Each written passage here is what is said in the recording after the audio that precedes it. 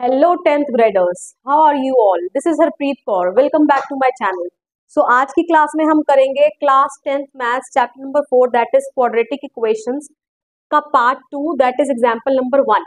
अब इस एग्जाम्पल में लास्ट क्लास में मैंने आपको इस चैप्टर का इंट्रोडक्शन दिया था कि क्वाड्रेटिक इक्वेशंस बेसिकली होती क्या है। अब इस क्लास में हम करेंगे कि आपको कुछ एक स्टेटमेंट लिखकर दे दी गई है और अब आपको बोला गया है कि represent the following situations mathematically.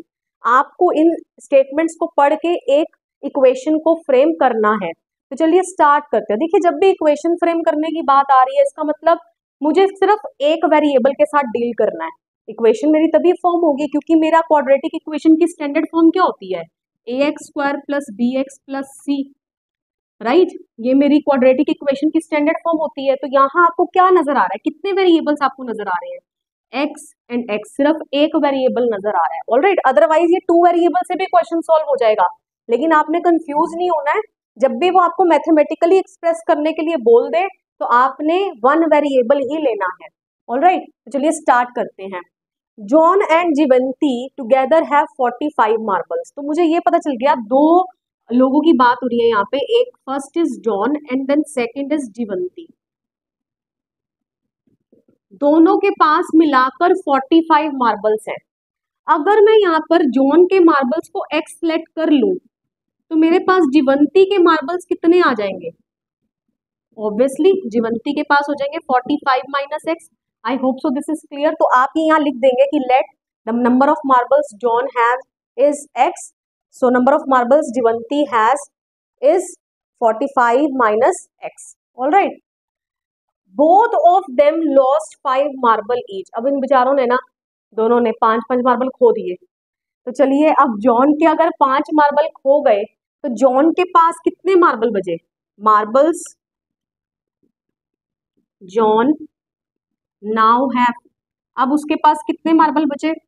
पहले तो x थे, 5 मार्बल खो दिए, केयरलेस बच्चा था ना, 5 मार्बल खो दिए गए। उसके बाद जीवंती के पास अब कितने मार्बल हो जाएंगे? ठीक है, ये भी कुछ कम नहीं है, इसने भी खो दिए अपने 5 मार्बल, तो इसके पास 45 - x थे। ठीक है, इसने भी 5 मार्बल खो दिए, तो 45 में से 5 चलेगा, so this will be 40 - x। तो अब इसके पास रह गए 40 - x मार्बल। तो चलिए अब आगे पढ़ते हैं। And the product of the numbers of marbles they now have is 124। देखिए, इज आ गया, हेल्पिंग वर्ब आ गई। जहां हेल्पिंग वर्ब आ गई आपने इज इक्वल टू का निशान लगा देना है। लेकिन उससे पहले वो क्या बोल रहा है? उससे पहले बोल रहा है कि प्रोडक्ट मतलब मल्टीप्लाई करना है आपने। किसको मल्टीप्लाई करना है? कि अब उनके पास, दोनों के पास जो मार्बल है, अब दोनों के पास, अब अकॉर्डिंग टू क्वेश्चन हम क्या करेंगे? अकॉर्डिंग टू क्वेश्चन अब दोनों के पास कितने मार्बल हैं? जॉन के पास x - 5 एंड जीवंती के पास 40 - x। अब इन दोनों के पास जितने मार्बल्स हैं उनका आप प्रोडक्ट करते हो तो कितनी वैल्यू आ जाती है? 124। ऑलराइट, अब हम इसको करेंगे सॉल्व। तो क्वाड्रेटिक इक्वेशन बनानी है ना, तो अब इसको सॉल्व करेंगे। तो ये इसके साथ मल्टीप्लाई होगा, ये फिर इसके साथ जाके मल्टीप्लाई होगा। तो चलिए कर लेते हैं। 40 × x 40x - x × x क्या हो जाएगा? x²। तो अब यहाँ पर ये हो गया। 5 की बारी, 5 को 4 से करोगे तो 5 4 × 20 और 1 0 इसकी लग गई, माइनस माइनस प्लस 5x = 124। तो अब यहाँ पर क्या करूंगी मैं? 40x + 5x, how many x? 45x। Okay, तो -x² को पहले लिख दिया, प्लस 45x, यहाँ पर -200 है तो ये इधर आ गया, प्लस था ना 124, इस साइड को आगे क्या आ जाएगा? -124। तो ये आपका क्या हो जाएगा? -x² + 45x, minus minus plus होकर माइनस का निशान। तो 124 में 200 ऐड कर दोगे, क्या हो जाएगा? 2 3 324। ठीक है, तो ये आपकी इक्वेशन बन गई। लेकिन अब मैं यहाँ माइनस का निशान क्या कर लेती हूँ? कॉमन ले लेती हूँ। माइनस का निशान जब मैं कॉमन ले लूंगी तो ये क्या हो जाएगा? x², ये प्लस का ये माइनस का हो जाएगा, एंड ये माइनस का ये क्या हो जाएगा? प्लस का हो जाएगा। ऑलराइट, तो आपकी अब इक्वेशन मेरे पास क्या आ गई जिसको अब हम सॉल्व करेंगे। इसको मैं थोड़ा यहाँ से इरेज कर देती हूँ। आई होप सो ये आपको क्लियर है अब। तो चलिए अब इसे सॉल्व करते हैं। तो ये आपकी इक्वेशन है x² - 45x plus 324 is equal to 0। तो चलिए अब हमें इसको सॉल्व करना हमारे लिए मुश्किल नहीं है, हमें फैक्टराइजेशन मेथड बहुत अच्छे से आता है, हमने पॉलिनोमियल्स चैप्टर में किया था। तो चलिए अब इसको कर लेते हैं। अब 324 का पहले फैक्टराइजेशन कर लेते हैं। 2 1 जा 2, 2 6 जा 12, 2 2 जा 4, 2 8 जा 16, 2 1 जा 2।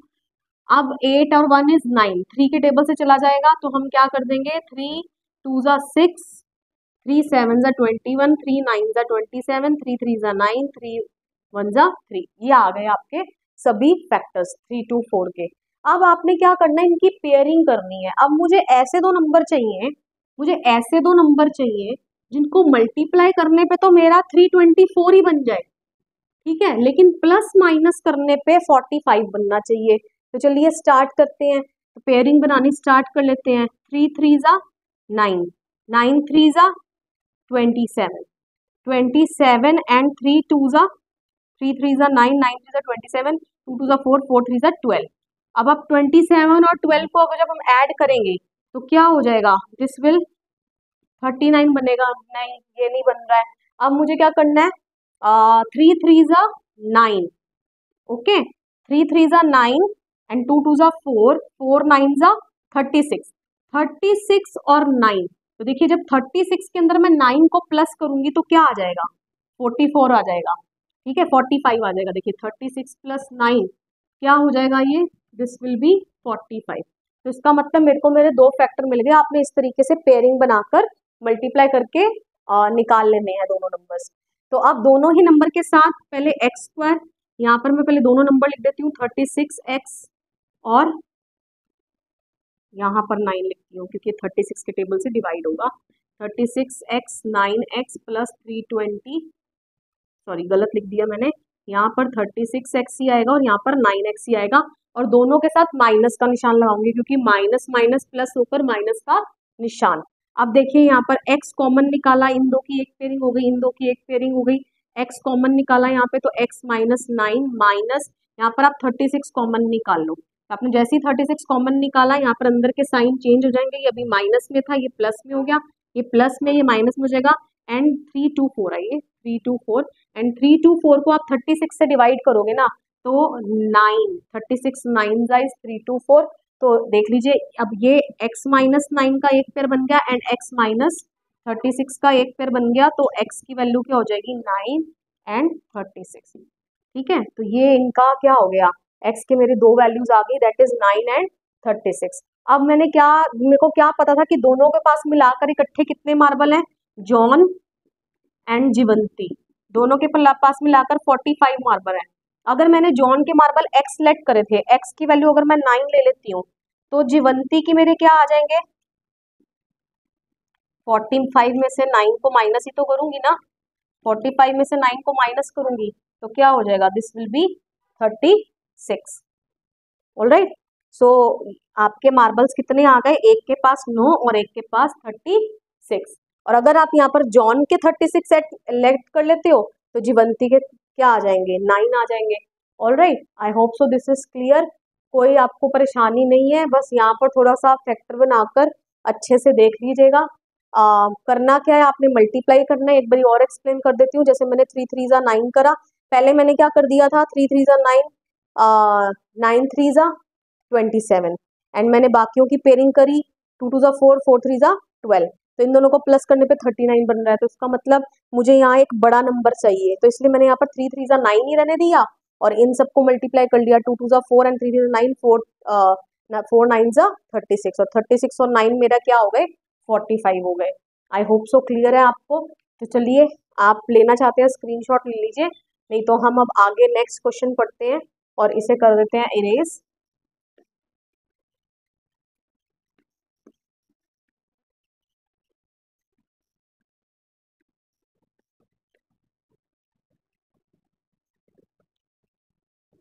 चलिए नेक्स्ट क्वेश्चन क्या बोल रहा है हमें, नेक्स्ट क्वेश्चन कह रहा है कि अ कॉटेज इंडस्ट्री, ये IND डॉट इंडस्ट्री है, produces a certain number of toys in a day. तो एक इंडस्ट्री है जो कुछ नंबर ऑफ टॉयज बनाती है एक दिन में। अभी हमें वो टॉयज नहीं पता, वो हमें निकालने होंगे कि कितने टॉयज बनाए जा रहे हैं एक दिन में, ठीक है।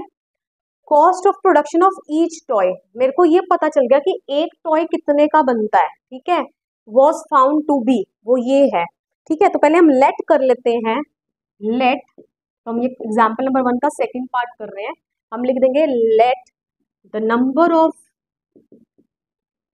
Of toys produced on a particular day, on a particular day, जिस दिन की बात हो रही है ये, हम उसको लेट कर लेते हैं x। अब कॉस्ट ऑफ वन टॉय, एक टॉय की कॉस्ट क्या है, cost of production of each लिखा है ना, ईच मतलब हर एक toy, was found to be, जैसे आपको ये देखो एक हेल्पिंग वर्ब नजर आ गई ना, वॉज फाउंड टू बी, आपने इज इक्वल टू लगा लेना है, क्या है 55 माइनस का निशान लगा दो, the number of toys produced in a day, तो number of toys in produce in a day कितने लिए हमने, एक्स लिए हैं, तो ये हो गई इसकी कॉस्ट ऑफ प्रोडक्शन, ठीक है, कॉस्ट ऑफ वन टॉय, ठीक है। अब क्या बोल रहा है, if total cost of production is was 750, अगर टोटल कॉस्ट ऑफ प्रोडक्शन 750 है, तो चलिए मैं यहाँ लिख देती हूँ पहले, टोटल कॉस्ट ऑफ प्रोडक्शन कितनी दे रखी है, 750 रुपए। अब आप मुझे ये बताओ, आप टोटल कॉस्ट कैसे निकालते हो, मान लो यहाँ पर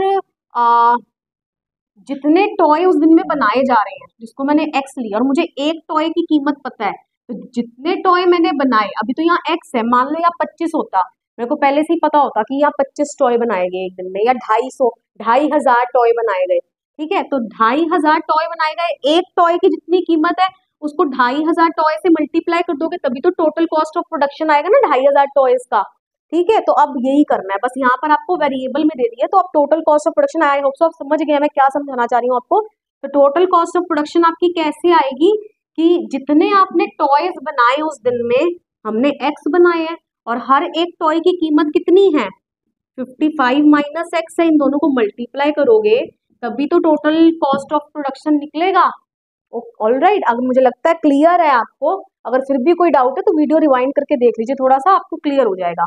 चलिए आप सॉल्व करते हैं इसको, x यहाँ इससे भी मल्टीप्लाई होगा एंड इससे भी मल्टीप्लाई होगा, तो ये हो जाएगा 55x minus x square is equal to 750, तो माइनस एक्स स्क्वायर को आगे लिखती हूँ, प्लस 55x, और ये 750 यहाँ था, ये इस साइड को आ गया दूसरी तरफ, तो ये माइनस का 750 बन गया 750, अब मैंने माइनस कॉमन ले लिया, तो ये हो गया x square minus 55x plus 750, ठीक है। तो अब आपकी इक्वेशन मेरे पास आ गई है ये, x square minus 55x plus 750। Again अब मेरे को यहाँ पर क्या करना पड़ेगा, कुछ कॉमन तो आ नहीं रहा, अगर इसके पास कोई नंबर होता यहाँ पे 5 लेट सपोज, तो मैं 5 कॉमन ले लेती, तो थोड़ा सा इसको हम और छोटे नंबर्स कर लेते, हमारे लिए सॉल्व करना थोड़ा आसान हो जाता, लेकिन कोई बात नहीं, यहाँ पर अब कॉमन तो कुछ है नहीं, तो अब मुझे 750 के फैक्टर्स निकालने पड़ेंगे, तो चलिए कर लेते हैं, यहाँ पे 750 के फैक्टर्स 5 से जाएगा, 5 1 जा 5 6 7 5 5 25 0, देन अगेन 5 3 जा 15 इज 0, उसके बाद 5 6 जा 30, उसके बाद 2 3 जा 6 3 1 जा 3। अब देखो हम क्या करें इसमें, 5 5 जा 25, ठीक है। अब ऐसे दो नंबर जिनको मल्टीप्लाई करने में तो 750 बन जाए, वो तो आप इन सबकी पेयरिंग को लोगे ना, तो मल्टीप्लाई करने पर हमेशा 750 बचेगा, बस करना आपने ये है किसी भी एक पेयरिंग को छोड़ना नहीं, जैसे लेट सपोज मैंने यहाँ बोला 5 5 जा 25, मैंने ये एक पेयर बना लिया, अब रह क्या गया 5 2 जा 10 10 3 जा 30 30 रह गया, अब मैंने ये दो पेयरिंग बनाए ना, अब 30 और 25 को मैं प्लस करती हूँ, ठीक है, बन ही गया, ये तो मेरा फर्स्ट टाइम ही बन गया, ये 55 हो गया, ठीक है। इसका मतलब यहाँ पर मेरा कहने का मतलब, यहाँ पर आप ये नहीं सिर्फ 5 2 जा 10 ले लो और 25 को 10 से करके देख लो, ये आपने छोड़ ही दिया, ऐसा नहीं होना चाहिए।